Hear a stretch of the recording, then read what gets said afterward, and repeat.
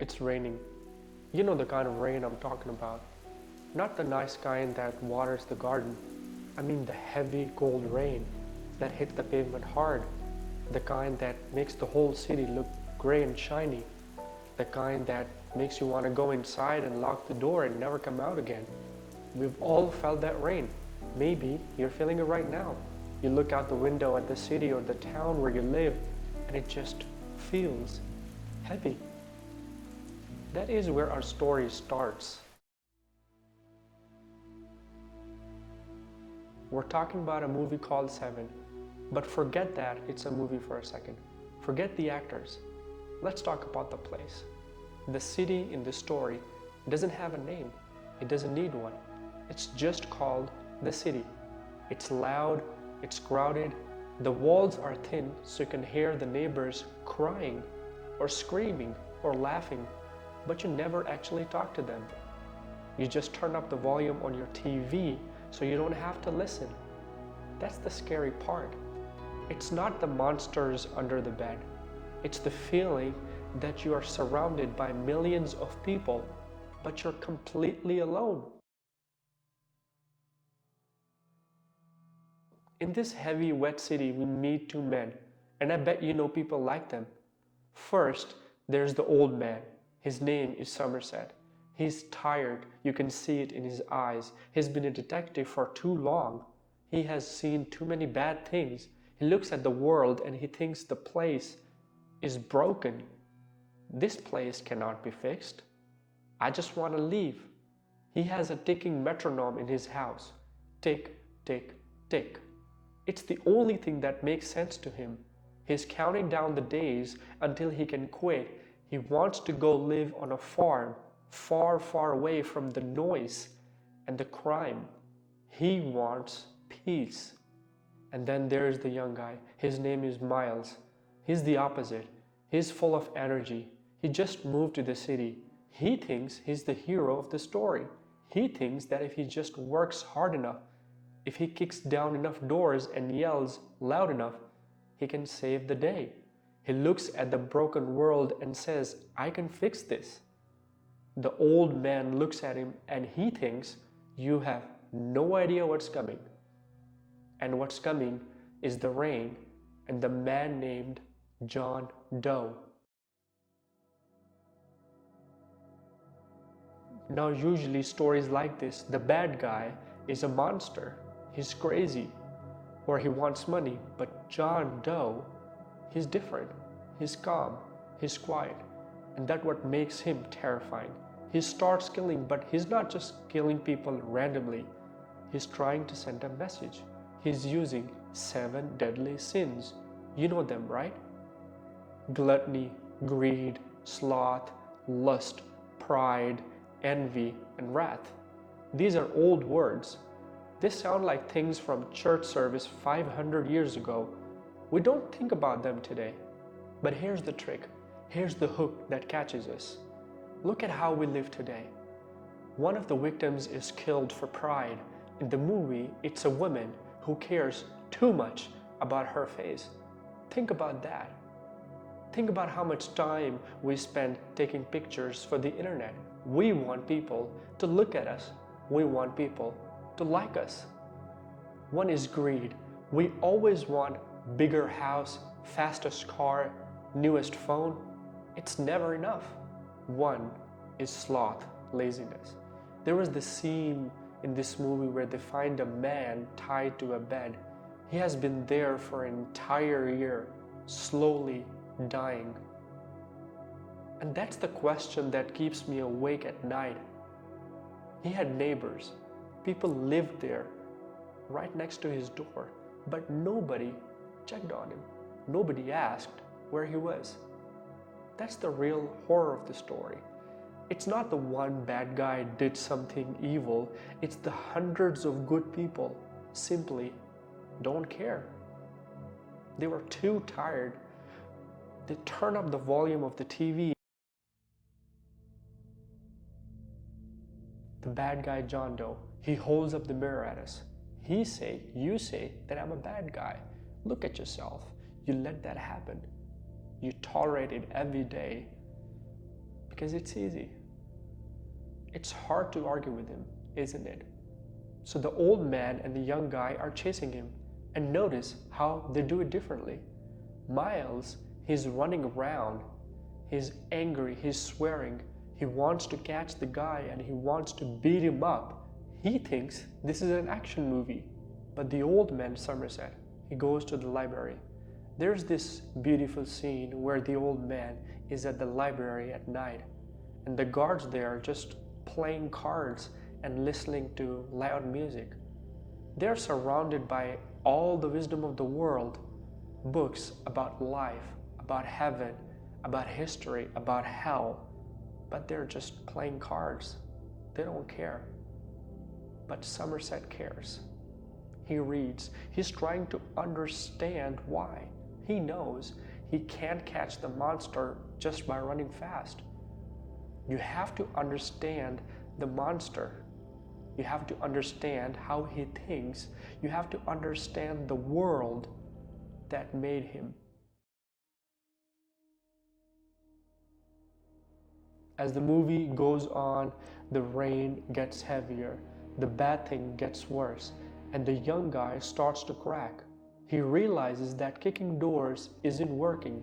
The world is more complicated than he thought. And then the big change happens. The bad guy gives up. He walks into the police station. His clothes were bloody, and he calls out for detective, and he surrenders. This is weird, right? Usually there is a big chase at the end, the shootout, and then the hero wins. But John Doe wants to be caught. He has 2 more sins left to complete his masterpiece.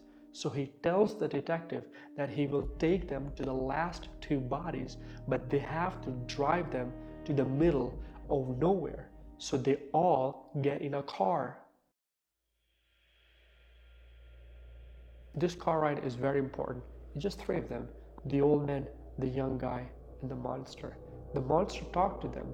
He tells them that people will remember him forever.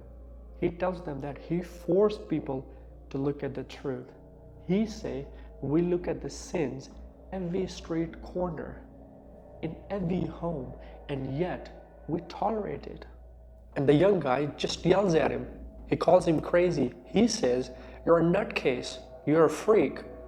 That's what we want to believe, isn't it? We want to believe that bad people are crazy, because if they're crazy, they're nothing like us. We're safe because we're normal. But the old man stays quiet because he knows that monsters isn't crazy. He knows monster is just a man who took the ugliness of the city and turned it into a weapon. They arrive in the desert. Suddenly, the rain stops. For the first time in the whole story, the sun is shining. It's bright. It's hot. There are no more shadows to hide in anymore. And then comes the van down the road. The driver gets out and gives them the box. We all know this part. Even if you haven't seen the movie, you heard people joke about it. What's in the box? What's in the box? But let's stop joking for a moment and take a look at what's actually happening. The box is the end of the young man's hope. Inside the box is the proof the bad guy won. He took the thing the young man loved because he was envious. That's the 6th sin. And he wants the guy to become the wrath, and that's the 7th sin. He wants the hero to become a killer. He wants to prove that even the best of us, even the good guys, can be broken. He wants to prove that if you push a good man hard enough, he can become a monster too. The old man begs him. He yells, don't do it. If you kill him, he wins. But the young guy can't help it. He's in too much pain. He shoots the bad guy. The bad guy dies. But the bad guy wins. The hero is broken. He's taken away in a police car, staring at nothing. The sun is setting. The world feels empty. This sounds like a hopeless story, doesn't it? It sounds like the movie is telling us to give up. The world is bad, the rain never stops, and the evil is smarter than good. If the story ended there, I would have hated. But that's not the end. There's one more minute left. We see the old man again. Somerset. Remember him at the start of the story? He was quitting. He had his bags packed. He was leaving the city. But now, he's standing right next to his car. The captain looked at him and he says, "Where are you going?" You expect him to say, "I'm leaving, I'm retiring, goodbye." But Somerset doesn't say that. He looks at the sun setting. He looked at the broken world that just destroyed his young partner. He looks at the ugliness and he says, "I'll be around." And he decides to stay. Then we hear his voice one last time. He quotes a famous writer that says, "The world is a fine place and it's worth fighting for." And then he says the most important line I've ever heard in a story. I agree with the second part. Think about that. He agrees the world is dark. He knows it's not fine. It's where the rain never stops. He knows that there are a lot of John Does roaming around. He admits the world is ugly, but he agrees it's worth fighting for. So maybe you fight for your family, maybe you fight for your art, or maybe you fight to be a kind person in this cruel world. That's the box we all carry, and we have a choice of what to put inside. We can fill it with fear, we can fill it with anger, or we can fill it with will to keep going. So next time you feel the heavy rain, next time you feel the world getting too loud, too broken, remember the old man and remind yourself that the world is not fine, and it's okay to say that. But also remind yourself of the second part, that it's worth fighting for. And as long as you're willing to fight for it, the story isn't over. Don't go back to sleep. You know where to find me.